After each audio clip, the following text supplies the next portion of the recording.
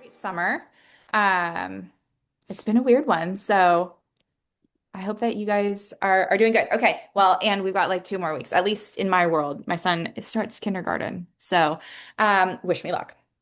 Okay, Great. let's get started. State of the industry for August 2026. Today, I'm going to run through a couple announcements. Adrian, actually go to the next slide because maybe we've never met before, and so I should probably start with this. I am Katie Hardman. I'm the Chief Opportunity Officer for the Experience Brokerage Network, which, if you are new to our network, is basically covers the entire state of Oregon. We go the coast or the border of California and Oregon, Medford, Klamath Falls, Grants Pass. Like we have a market center down there, and we go all the way up Roseburg, Eugene, Salem, Portland. So if you are here with a lot of friends from Oregon, but we could be anywhere in Oregon. So that's what makes us unique and fun. And Chris is here as well, our operating principal. So we are excited to bring you a really fun conversation today that I think will benefit every single one of us on the call. So let's run through a couple announcements though. It's been a while since we've been together, so we have a lot of new faces to share and a lot of new names. So we have 44 people who have joined us since our last State of the Industry. So if you see somebody on here that is a name you recognize, or if it's not, say hello to them, welcome them, because we are so excited and truly honored that each and every one of you have chosen to be a part of our network and a part of our brokerages. So we want to give a special shout out to these 44 people because this is your first one and we're excited you're here. We hope you like it.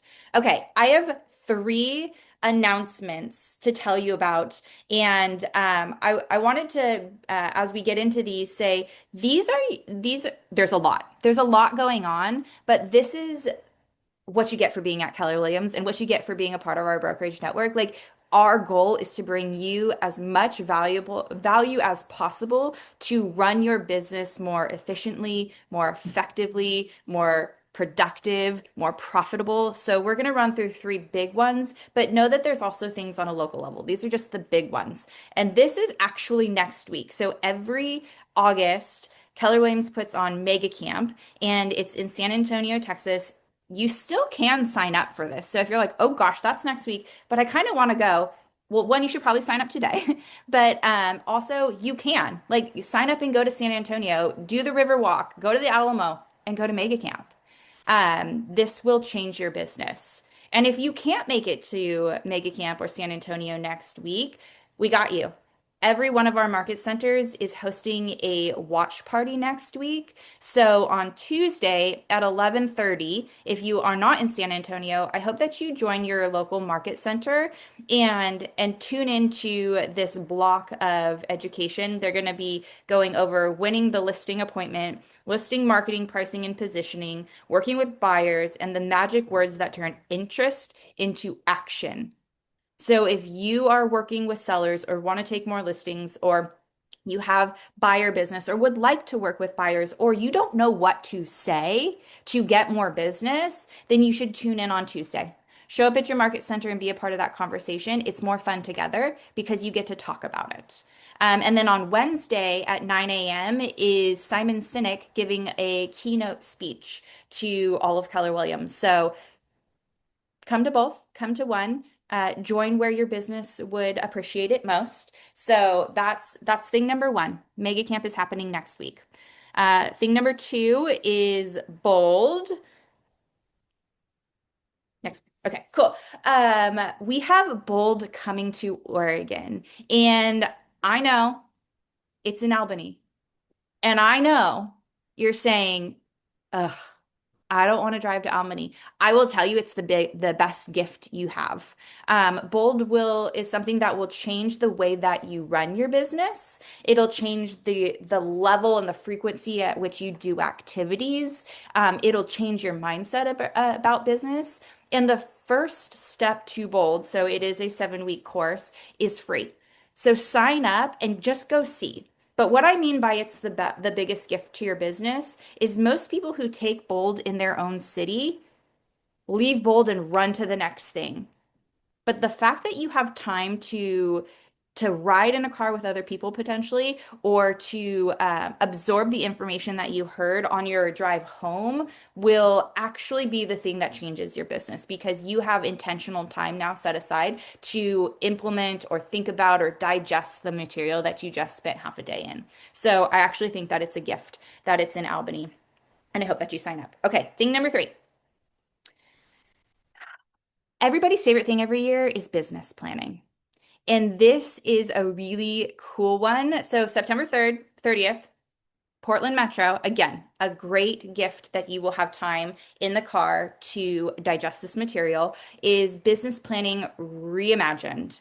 The cool thing about this one is it's taught by two agents who are actually running a really successful business in Keller Williams. So it's in the past, you may have heard from people who have stepped out of their business and are now teachers of the content. This is people who are running the blueprint in their business and are going to show you and teach you and help you build a plan for your business for next year. You have to have a plan. If you want to have a different business than you have this year, you have to have a plan. So those are your three opportunities to make a difference in your business for Q3 or Q4 and for next year. I hope that you choose one or all of them to plug into because they are amazing opportunities and they're specific to you because you've chosen to be with Keller Williams. So also thank you for being here. And then one ask before we get into our content. Um, you all should probably know that there's some fires going on, right? Like there are some people that are affected by some fires, and if you had a hard time breathing last week, it was because of this. I'm at least in Portland Metro, I know that this was the case. And I will tell you, we are watching very closely and in connection with KRE in Southern Oregon about the fires there. And know that if you need help or you know somebody in our KW family that needs help because of the fires, please reach out to me. We will help. We are prepared. We are standing by. We will support our KW family.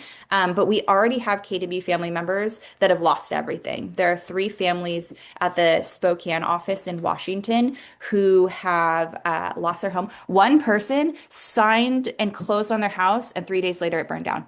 Or maybe it was 2 days later it burned down. Like, can you imagine so excited about this brand new house, and 3 days later it's gone? Another family has a 10-year-old, 7-year-old, and a 10-month-old, and they lost everything. So my ask from you is if you have $10 to donate to these families and or donate to KW Cares, who is giving out grants, because I think a lot of times we hear about the hurricanes or the tornadoes and never think we're good in the Pacific Northwest. We don't have those, but now we have tragedy showing up in our world. Um, and I would sure hope someone would take or help me if I needed it. So I hope that you donate. That's my one ask. Okay, that's all my announcements. I took 10 minutes. Aaron, I told you I'd only take 10 minutes and you would have 50 of them to talk more. But we have a friend in common, and he's also the owner of our brokerages. So, Chris, I know that you are excited about this content and this human. So, do you want to intro him for us? Sure. Happy to do it. Good morning, everybody. Katie, thanks for the updates and the announcements on what's showing up in our world over the next few weeks. So hopefully everyone's plugging in, I guess, a few months as well, as we head almost to business planning clinic, which is crazy. But today is a little bit different. Today, Erin and I were having a conversation. For those of you who have not met Erin, you will today. But Erin and I have known each other for years. We operate businesses across the river from each other and just sort of collaborate along the way. But Aaron is someone that has a good pulse on what's happening in agents business in general. He is a MAPS mastery coach. He coaches agents across the US as well as Canada and has for years and years. Aaron has been in the business for almost as long as I have, actually. Just about 20 years almost for Aaron. So I'll stop for 7 years and let you catch up. Just kidding. I'm not stopping. I'm not stopping. But almost 20 years in the business and has done a lot. Right out of the gate, you were successful. So maybe we'll learn some strategies as how you were and why you were. But more than that, about I guess it was about 2011 or so. You started an expansion. You had some partners and started building businesses in different locations. I think, after a year of doing that, you'd sold about 1,000 homes through that network. And right now, still, what I love about Aaron is he operates a real estate team while also coaching real estate agents, and that's not typical, right? Sometimes you have an operator and you have a coach, and there's no blend. And as many of you know, it's something that I've stayed connected with production through everything that I've done, just because I love it and I think it keeps us relevant. So I asked Aaron to spend the rest of our call with us today, talking a little bit about what he sees going on in agents' businesses, what challenges have shown up, but more than the challenges, because we probably all know those, but more than the challenges, what are agents doing to push through those challenges and to win in today's market? So for those of you who know Aaron, you're thrilled that he's here. For those of you who don't, you will be thrilled by the end of the call. Aaron, I'm going to turn it over to you and be a listener and learner today. I love it. I love it. Thank you guys for the opportunity to be here. I'm going to share my screen because I put together a little slide deck for us to go through so we can stay on topic. I'm sure we'll have a great conversation regardless, but this will at least guide us a little bit easier. Okay. So you guys can see my screen, right? So I was thinking about this and after talking with Chris and Katie, it's like you guys have a state of the industry. And I decided that it's not about the industry that I'd like to talk about. It's the state of the agent. I mean, we are agents. We're thoroughbreds. We are in the trenches. And like Chris says, I coach some of the top agents in the country and I run a mega team here in Oregon. And I talk with hundreds, literally hundreds of agents regularly about their businesses and what they're experiencing. And there's a real difference between the top agents, the mega agents in the marketplaces that they run versus seemingly everybody else. And I wanted to share some of the core priorities that I've witnessed that I see from coaching some of these amazing players. And so in about 30, 35 minutes or so, we're going to go through this stuff. My goal is that we have an opportunity to enter into some dialogue. So if you have any questions, feel free to just jump in or say whatever you want to ask. That's great. I love it. Yeah, but we're into it. So we're going to start with the 4 priorities. Okay. So the first one is the mindset. And it's first and foremost because it's radically different. Most people, the top agents, they have a degree of ego, and ego is not a bad thing here. But we're going to discuss the mindset around that, and we're going to explore what that means. We're going to talk about schedules, how top agents manage their schedules, what that looks like, and how it differs from most people that run their businesses the way they run it, very entrepreneurially oftentimes. We're going to explore some of the skill sets that they have, how they're learning based and what they do about it, how they actually impact their growth and the decisions that they're making based on where they know they are with their skill set and where they want to be with their skill set. And then lastly, it's relationships. Like we are in a relationship business. Agreed? Yeah. Like we are in a communication industry. And if you're struggling with relationships, it's probably to a degree of your communication ability or styles. So we'll talk about that. Because these 4 things are real differentiators between like the atypical real estate agent and the mega agents who absolutely are living their best lives in this industry. Okay. So we'll just jump into it. So first thing is mindset. What they say is you're only as good as what you think you are, right? Or they say like whether you think you can or you think you can't, you're right. There's some truth to that. When you ask yourself the question just in your own head, am I the best real estate agent in my marketplace? What's your answer? What's causing that voice to not scream, heck yes, I am there. Nobody's better than me to serve the clients that I work with. I want you to have an ego around that. I want you to own it. I want you to think that you are the best, and you should feel that everybody's a bunch of idiots if they choose to work with someone else or not refer their friends to you because they're doing a great disservice to their friends. If you don't feel that, like you're not that competent and confident in your skill set, there's an opportunity for you to reframe your thinking and like learn how to get through that and overcome it, right? You got to understand this is a vision for yourself at peak performance. But what are the odds you'll ever realize peak performance if you don't even like conceptualize what that means for you or where you are versus where you want to be, right? Top agents acknowledge where they've been. They're constantly reflecting. I mean, as a coach, as a heart, it's like, what did we accomplish this past week? How do you feel about that? Based on those feelings, what is the thing that we need to now do to move forward to the next week? Right? We're very clear on what we're looking towards accomplishing, and yet we have to internalize and dissect what are the things that caused me to not get what I wanted this past week. So we got to explore your thoughts to support your goals and like get rid of those negative thoughts swiftly. And sometimes it's natural for people to do that. You know, some people are just great at reflecting and getting there. And I see myself early on in a lot of these coaching relationships that I'm constantly reframing thought patterns for people to help build the muscle of thinking differently, right? No judgment on that. We all just have our own belief structure, but it's something that it's in our control and we need to get purposeful on it. Just like you want to learn how to be better on the phones talking to people, well, you have to learn the words to say to make your efficiency gain or improve, right? So you're going to have to do the work to like study the words that you're not saying that if you did, it would cause you to have better results, right? Same thing with your thinking. What are the things that I'm not thinking that if I were, it would change my outcome?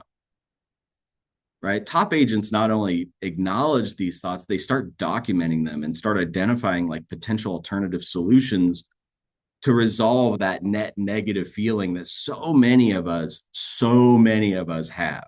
I don't know where it comes from because I'm not that kind of guy. I'm very optimistic and I have a deep-seated belief on myself.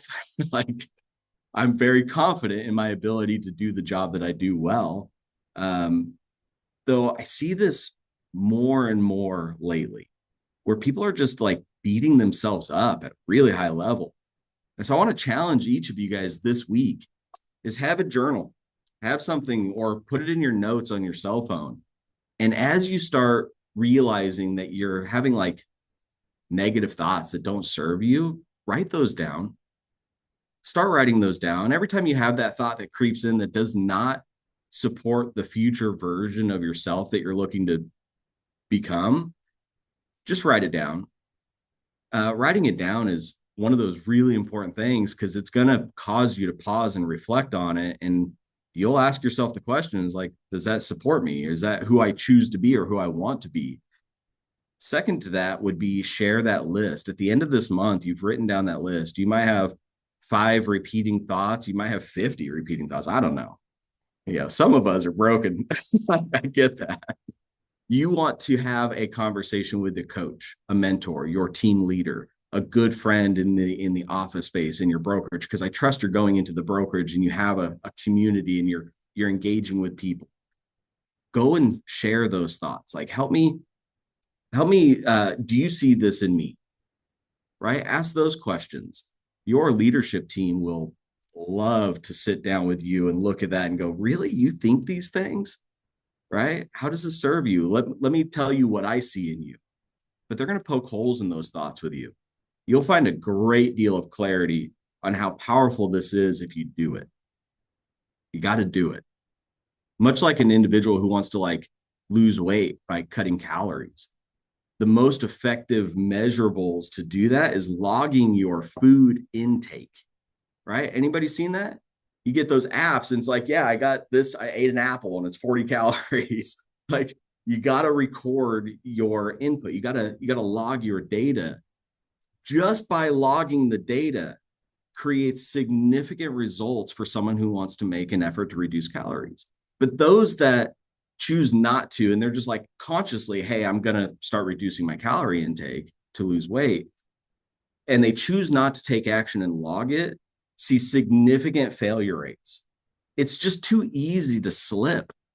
It's too easy to just put something else in your mouth that doesn't support you in your goals because you're not consciously, accountable to the activity of recording it and going to the next level, then sharing it with somebody that also is in alignment with your goals, right?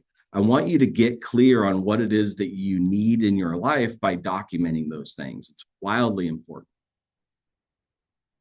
You can't control the first thought that comes through your head. We got to train our thinking to reframe that thought. We got to create those alternative thoughts to begin to remove like the things that just don't support us, right? Again, easier said than done. I get that. But I want you to think about those deep-seated things that are firmly rooted in your belief system that absolutely do not serve you.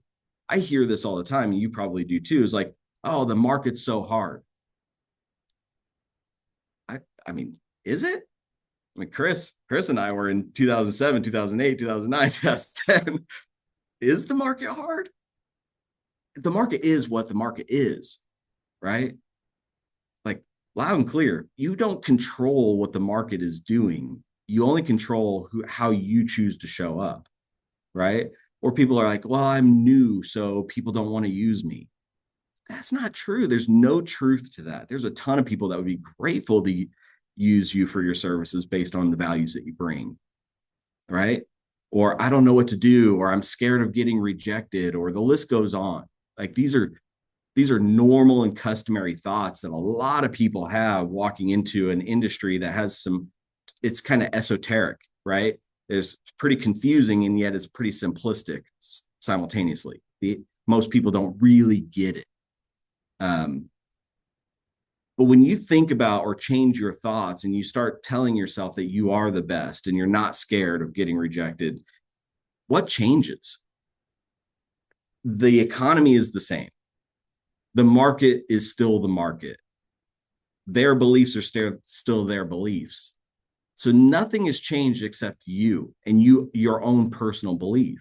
And when you increase your personal belief, you rise to the occasion. Your expectations start becoming better received, right? When you truly are a believer that there's nobody better than me and people are crazy not to be utilizing me for their real estate support, and you truly believe that, when you talk to somebody and they go, well, I think I'm going to interview a couple other agents before I make a decision, you're going to be like, what?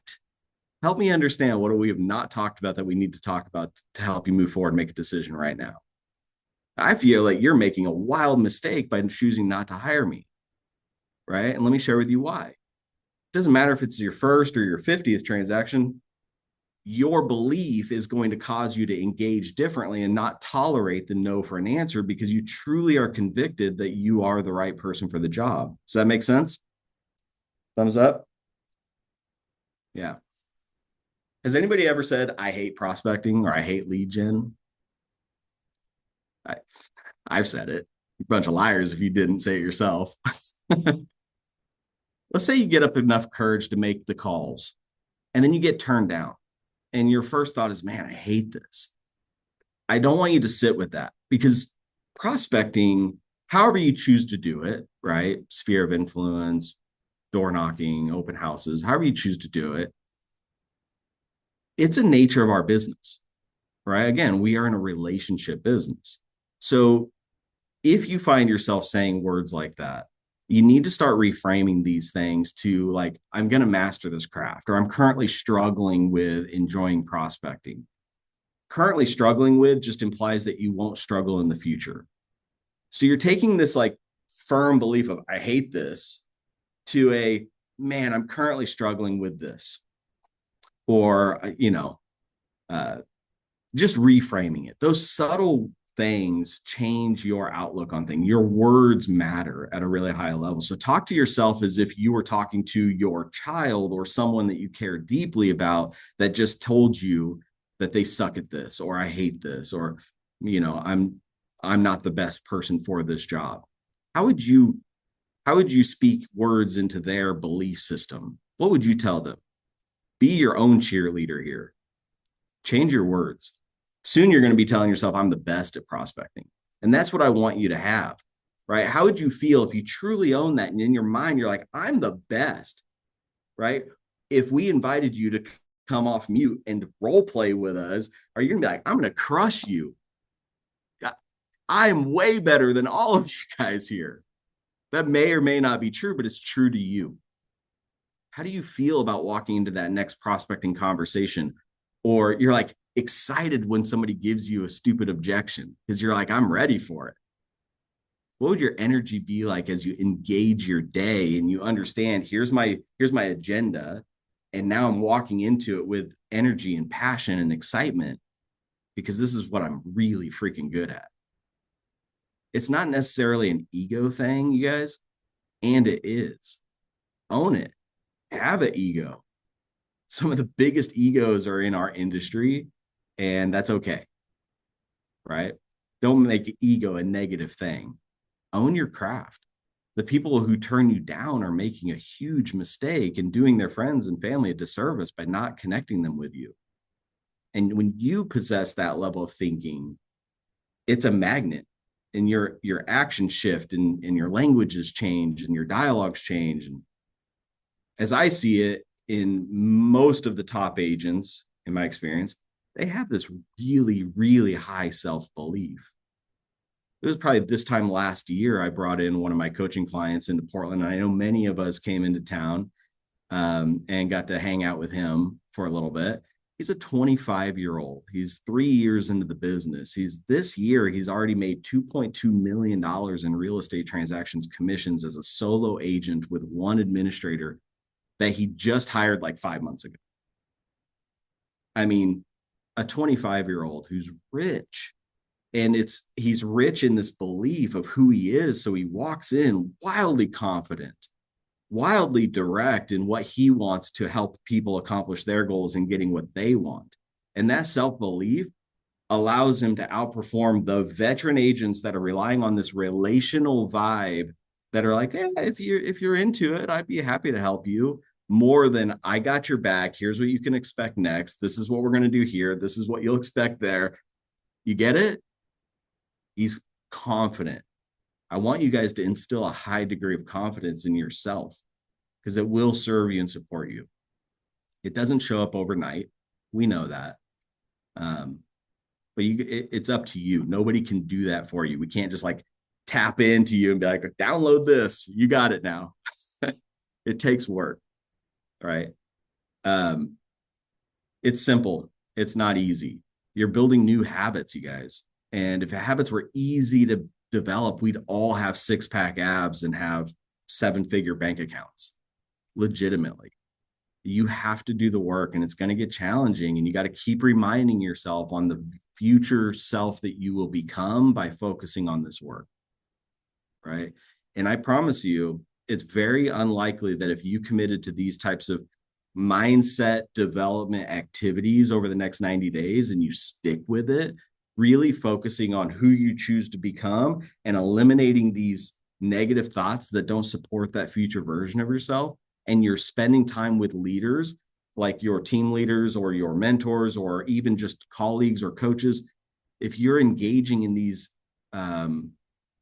conversations with them that might be a little bit challenging to expose yourself with, right? If you're honest and you're just kind of transparent, it will serve you positively, and you won't look back and think, oh, Aaron's an idiot.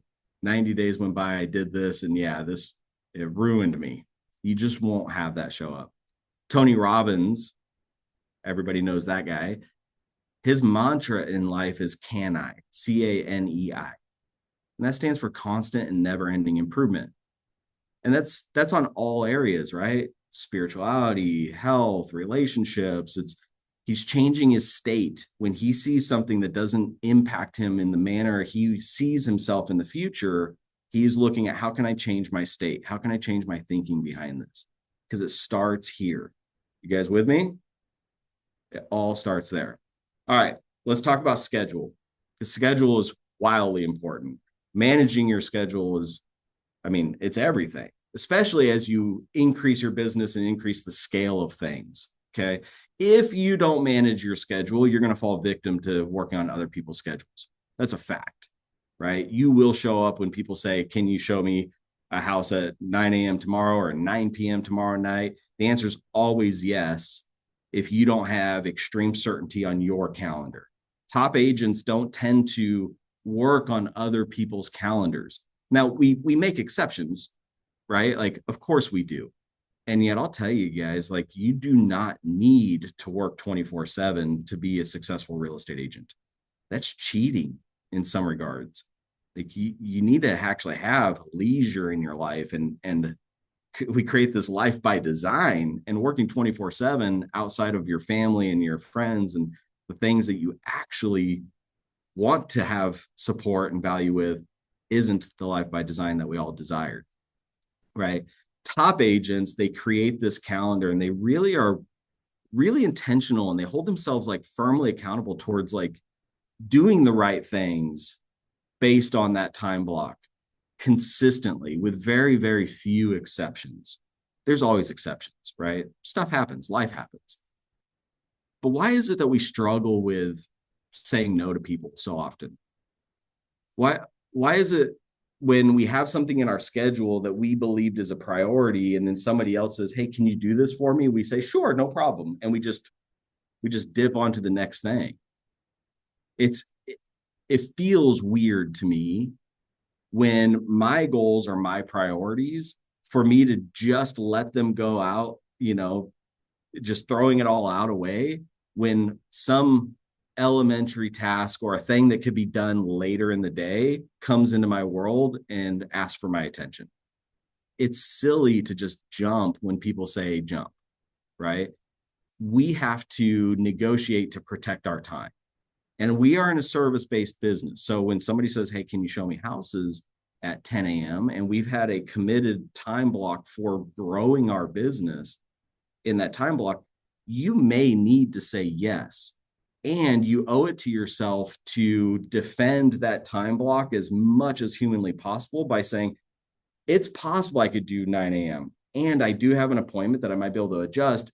Are you available between 2 and 3 by chance? If I could get us in at this time, would that work for you? It would make it easier on my schedule if I didn't have to do it. Like, you can ask. There's no harm in that. There's, again, they might be only in town for a certain period of time, and you got to make an exception to the rule. I get that.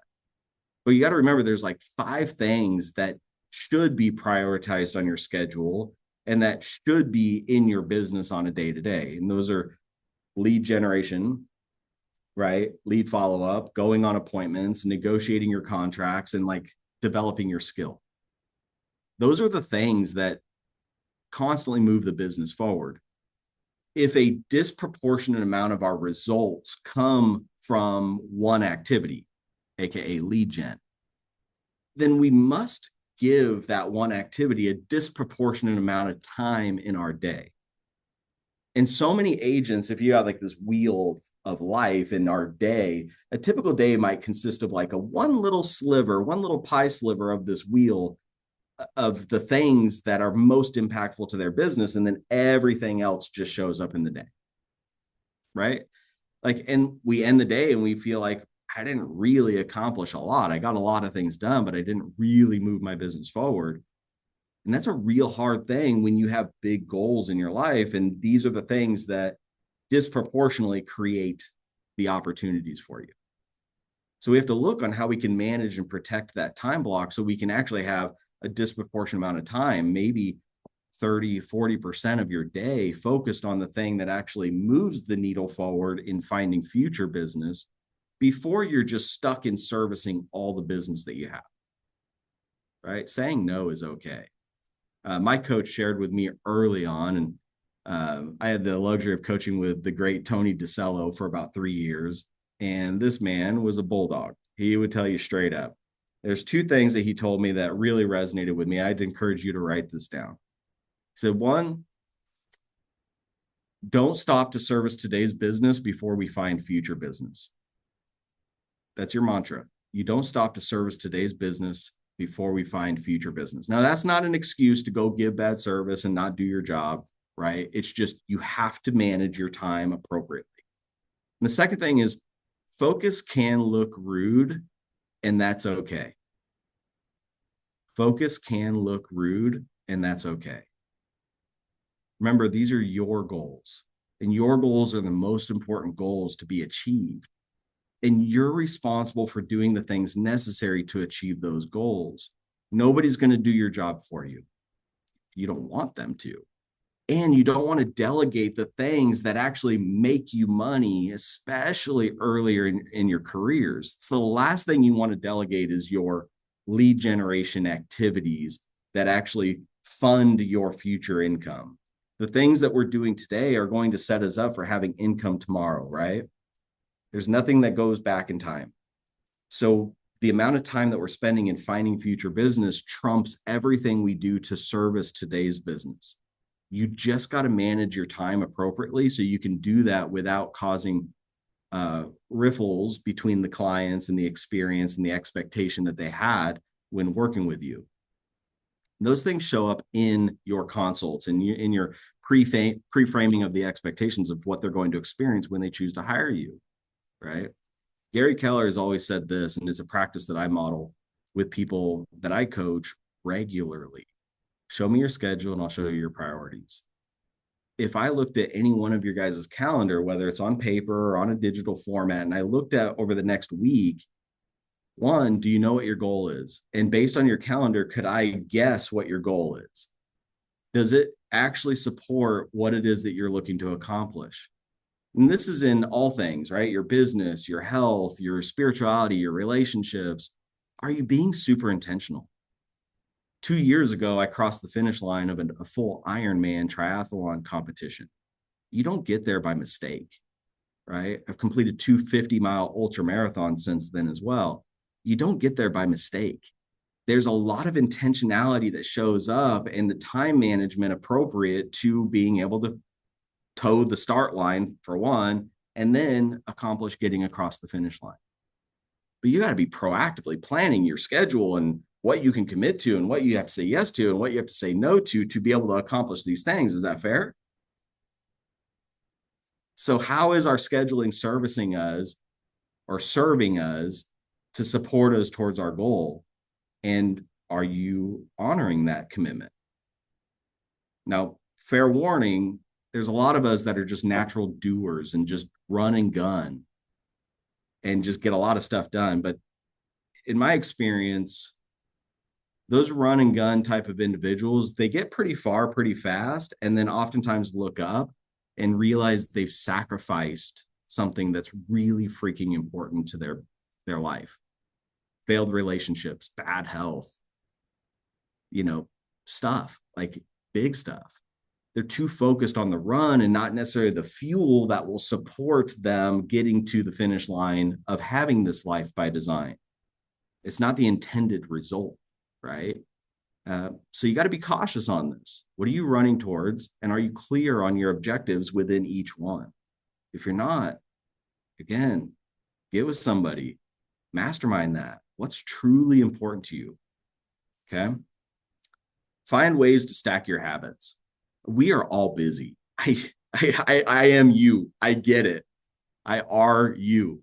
We are very busy individuals. We have full schedules. So you got to find ways to stack habits.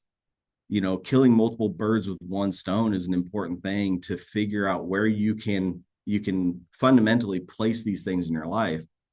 So think about things like getting a little peer morning walking group. We'll walk for 20 minutes in the morning with peers in the office. You meet at the brokerage, go walk around the block for 20 minutes. And during that time, you're going to be role playing and talking about skill development, talk about your mindset, overcoming objections.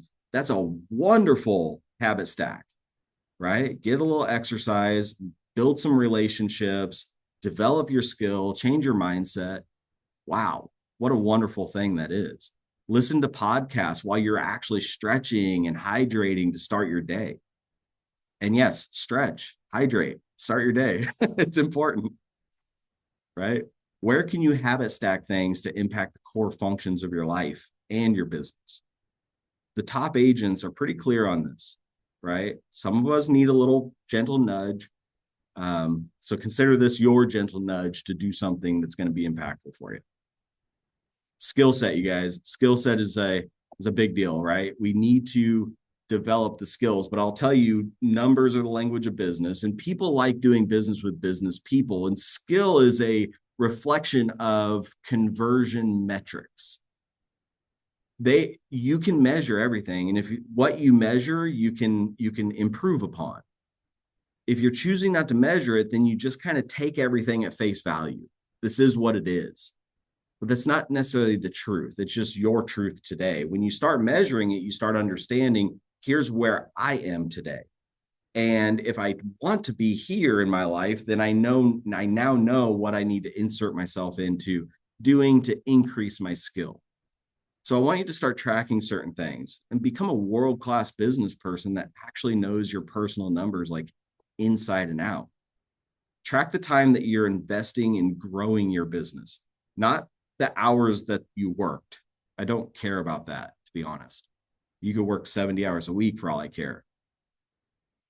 But I want you to focus on and measure the time that you actually focus on finding future business, because that's where your dollars per hour are really unmatched. You cannot earn more income outside of that activity. Matter of fact, the more time you spend servicing the client, the dollar per hour goes down. The more time you're investing with those relationships, the less dollar per hour you make. So we want to spend our time focused on how much time are we spending to actually find the business, because that's where our highest net earning opportunities is. And we need to understand what that is consistently. If you're averaging 10 hours a week in your 70-hour work week, that you find yourself committed to finding future business, and that's what you're doing, good. You worked 10 hours that week in growing your business. You need to know that. If it's 15 minutes a day, then record it. That's what it is for you today. And will that number support your goal based on your conversion efficiency, right? Based on your ability to move the needle forward in that time block to the number relevant to your goals. You got to know that. In that time block, how much time are we committed to getting referrals, growing your database, the prospecting, right? The number of conversations. That's how we do it. Did you guys know, and this is my own personal research, so I don't have like true data behind it outside of my own personal research. And again, I'm coaching people that are selling hundreds and hundreds and hundreds of homes, to people over 1,000 homes. Now, some teams, some solos. So of course, there's the brain going, yeah, right, whatever. I get it. But did you know that the top agents tend to have an average of about 7 to 9 conversations per hour? And those top agents tend to generate results around a 10% conversation to an appointment scheduled or referral received range, kind of average. I coach an individual right now that 1 out of every 4 conversations, 25% generates a referral. 1 out of every 4 conversations generates a new referral for a new business opportunity. Those individuals are wildly confident on what they need to accomplish in the number of conversations they have to generate the results they want so they can hit their goals this year. Does that make sense? And if you knew without a shadow of doubt that it takes 20 conversations to schedule 1 appointment for you, a 5% conversion metric, if you knew it, and you knew you had to schedule 50 appointments over the course of the next 6 months, you could quite easily do the math and identify how many conversations you need to get that result. And if you were tracking how many hours you're working to accomplish that, if you're averaging 7 to 9 conversations, now it's like, hey, this is how many hours I need to invest in my schedule. And then the question is there anything that's going to prevent you from doing that? Right? These are our choices. You know the numbers, you know the math. If you don't, start tracking today so you can look up in 30, 60, 90 days with a high degree of confidence, knowing exactly who you are today as it results as your efficiency and your effectiveness in the job that you're doing. Their KPIs, they're key performance indicators. So KPI, very common business tech terminology. These are the things that allow you to measure your performance. So conversations, priority number 1, in my opinion, conversations that turn into consultative appointments. So listing appointments and or buyer consult appointments. If you're working with on the buy side, you got to meet with people, right? Then we look at appointments set. So when we talk to this many people, we schedule this many appointments, and we got to go from appointments set to appointments held, right? When you know your average, you can modify your structure for like confirming appointments and giving value to increase your conversion. Appointments held to signed agreements. Too many agents rely on relationship skills and they don't like procure signed agreements early, leaving tens, I mean, if not hundreds of thousands of dollars on the table when that relationship says, thank you so much for coming out, and we're going to stay in touch over the next couple of weeks and we'll let you know when we're ready, versus signing the agreement saying, great, here's what you can expect next over the next couple of weeks. And if anything changes, we'll just adjust our timeline based on these agreements. And then they get the call saying, oh yeah, this person came out and we're going with them. Too many agents just rely on a relational aspect, which is good. And yet you need to learn to develop the skill to convert and close and get people in alignment with making the decision to move forward with you. Then signed agreements to under contract. How many homes did we need to show to write an offer for a customer? How many price adjustments did we need to make to get an offer on our listing? What will you change moving forward to not have that same experience to gain more efficiencies in your processes and skills? When you know the numbers and the conversion metric trends for you on these things, it's very easy to identify, hey, you're really good with signed agreements to under contract. You're really good with appointment set to appointment held. But man, the conversation volume to appointment scheduled, that's an opportunity for improvement. So now we need to focus exactly on that skill set to move the needle forward, right? So under contracts, right? If you talk to 100 people and you schedule 5 appointments, it's a 5% conversion to appointment set metric. Are you happy with that? If not, what do you focus on? You're asking questions, overcoming objections, closing for the appointment. In the Shift book, if you've read the book, good job. If you haven't, I'd encourage you looking at it. And matter of fact, on page 100, Gary talks about the 10 classic closing techniques that are very effective. You should be internalizing those closing dialogues to set yourself up to being prepared to actually close for them to do what you want them to do. Not that you need to close 10 times, though you should be able to. Wouldn't you agree? When you know your numbers, you can bet on it. And when you can bet on it, now you can feel confident in what's going to likely happen when I show up to this appointment or when I make these calls, and everything changes internally. So if you set 5 appointments, you hold 3, well, that's a 60% set to held conversion metric. Are you satisfied with a 60% conversion metric? What's preventing you from getting 75, 80%, 90%, 100% held? Maybe it's an opportunity for you to hone your craft on like a pre-qualification dialogue to show how valuable the meeting's going to be and what people will expect by going on this meeting. Maybe it's really direct questions like, Chris, is there anything that might prevent you from meeting with me tomorrow at 3 p.m. at my office? Maybe it's just setting expectations of here's what you can expect next. Really excited to meet with you. You get to audit what you've done to get the results and then start exploring what changes you can insert to give you better results. Remember, efficiency has no cost associated to it. There's no fee that you're paying to increase your efficiency. These are just self-directed beliefs and standards that you get to run with. A lot of us work with buyers. In the market that we're in, it's a good place to be. But how many buyers how many homes are you touring before you write an offer? I coach an agent right now. She's a buyer's agent, arguably one of the best in the country. She closed 272 buy-side units last year. She has 2 showing partners that support her in her touring because she works 8 to 5 Monday through Friday. Doesn't really do much nights and weekends. So with that volume, you need more leverage. Agreed? It's a lot of buy-side units. The standard is 3 homes toured though. And if we don't find the right home in the first three that we've looked at that you want to buy a home, then we're going to reinvite you to sit back down and revisit your wants and needs and goals, because we've clearly missed the mark in finding exactly what you want. We want to make sure that we revise our search and stop showing you properties that won't work. So they have this standard, and they set the expectation up front when engaging with the client of, this is what you're going to experience when working with us. Are you comfortable with buying a home in the first three if we find you a home that you love? Right? If we failed at finding the right home, we're going to reinvite you to sit back down to re-engage with learning. What did I miss? Right? We've now looked at three homes. Things changed, maybe location, price, style, all the things. Again, skill. You get to understand this is what you're going to do. For sellers, it's time on the market, showing requests, home tours. If you get no showing request in the first week, the market's spoken. A small dumpy home on the busiest intersection will sell if the price is right.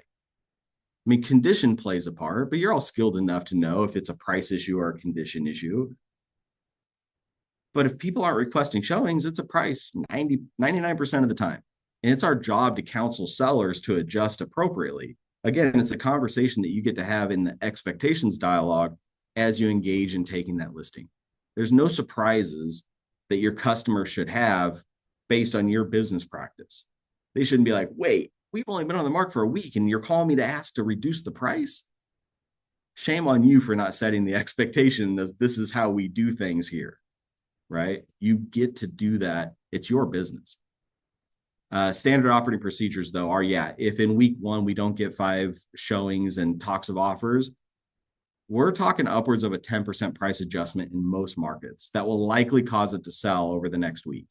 If you're getting 5 or more showings and potential talks of offers, but nobody has written any offers or taken action, you're talking about a 5% adjustment will likely cause the action to show up. So then you can actually negotiate price and terms and get the customer what they want.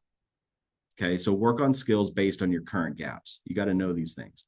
Last thing, and maybe the most important, is relationships. It's especially at scale, it's where we want to find the successes. It's from the relationships. Like if you had 25 relationships that all gave you a new referral that you didn't have before quarterly without needing to ask them for it, I mean, that's 100 opportunities. Maybe you convert 75% of them. That's a lot of opportunities by having 25 great relationships. The challenge is identifying those 25 great relationships. And I'll tell you, quality shows up in the quantity. In KW, we talk about the 201 plus club, because the standard or the average agent that has 201 people in their database that are on a touch plan tend to net $100,000 or more. So what would it look like if you added 2 people a day, 5 days a week to your database, from talking to people at the grocery store and asking Sherry, how long have you worked here at Fred Meyer's? Oh my gosh. Hey, can I ask you a question? Do you have a real estate agent that you refer to if you ever hear of anybody looking to buy, sell, or invest in real estate? Would you be offended if I stayed in contact with you, Sherry? Let me take down your contact information. My goal is to grow my database so then I can stay engaged with that relationship. And if you added 2 people a day for the next 50 weeks, and you took a couple of weeks off a year, that's 500 people that you added to your database. And if the average is with 200 people making 100, what would it look like if you had 600 people? Would you make 300 average? I think you and I both agree that it's highly likely you'd make more, right? So it's your job to be focused on your priorities and just work on the skill to get there. Grow your database, communicate with it, and do this. I had an opportunity. Katie sent me a couple of your guys' former recordings, and Chris talked about this CrossFit gym versus the 24-hour fitness type gym. And I love this metaphor as a wannabe athlete. And I think about this. It's like, you got to build your production based on the culture that surrounds you. You go to a gym, they have all the resources and tools, but there's not a culture of, this is who we are, this is what we do. Where you walk into a CrossFit gym and here's the agenda. Here's the 7 things that you're doing. You check it off as you go. You get it done at your pace and your skill and your efficiency, and then you're off to the races. Your brokerages, every single office You got key fobs, you got access to it. Get in the room, create that CrossFit gym of your own. Have an agenda and say, let's walk this walk together. Let's build stronger muscles and let's grow massive businesses by just focusing on these fundamentals every day before we get out of here. Protect your morning, win the day, as they say, right? So that's it, you guys. Just, mindset, schedule, skill set, and relationships. It's everything and the differentiators between top agents and everybody else. Any questions? Any ahas? Any, I don't know, cries of outrage? Disagreements? Come off mute. Aaron, so many good one-liners. I wrote so many quotes down of things Aaron says. So thank you for giving us just like the one that I wrote down that was if one activity matters more than others, you must give that activity a disproportionate amount of time. Yeah. That was a good one. Yeah, good. Did anybody else write down one? Have an aha from today?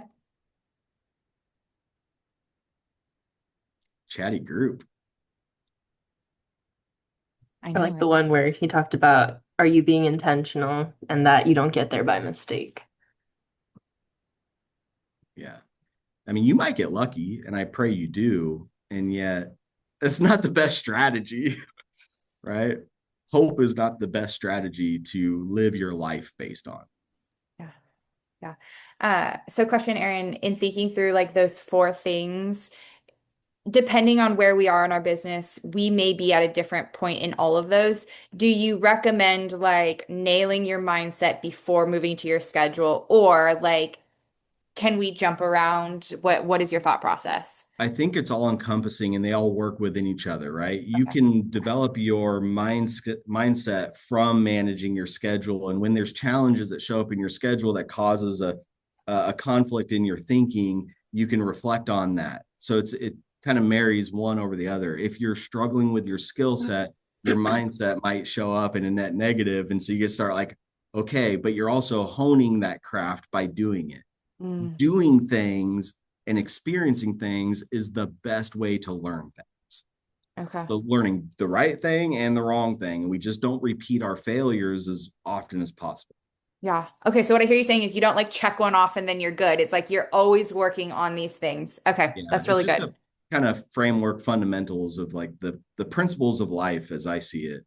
Yeah. Yeah. I love that. Okay, my friend. Thank you for giving us an hour of your time. I truly appreciate it. I hope everybody on this call took something away that they can implement in their business. And happy Wednesday, you guys. I hope Happy you all have a Wednesday. really great day. Thanks Bye, for having me. everyone. Aaron, appreciate it. My pleasure. See you guys.